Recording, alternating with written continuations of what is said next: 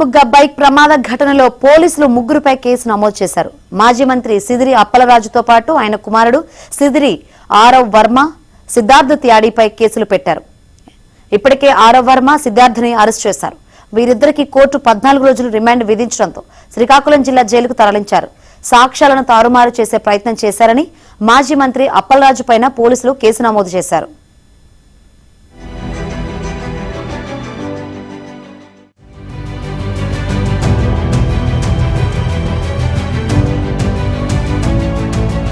బుగ్గ బైక్ ప్రమాద ఘటనలో పోలీసులు ముగ్గురుపై కేసు నమోదు చేశారు. మాజీ మంత్రి సిదిరి అప్పలరాజుతో పాటు ఆయన కుమారుడు సిదిరి ఆరవ్ వర్మ, సిద్ధార్థ్ త్యాడిపై కేసులు పెట్టారు. ఇప్పటికే ఆరవ్ వర్మ, సిద్ధార్థ్ని అరెస్ట్ చేశారు. వీరిద్దరికీ కోర్టు 14 రోజులు రిమాండ్ విధించడంతో శ్రీకాకుళం జిల్లా జైలుకు తరలించారు. సాక్ష్యాలను తారుమారు చేసే ప్రయత్నం చేశారని మాజీ మంత్రి అప్పలరాజు పైన పోలీసులు కేసు నమోదు చేశారు.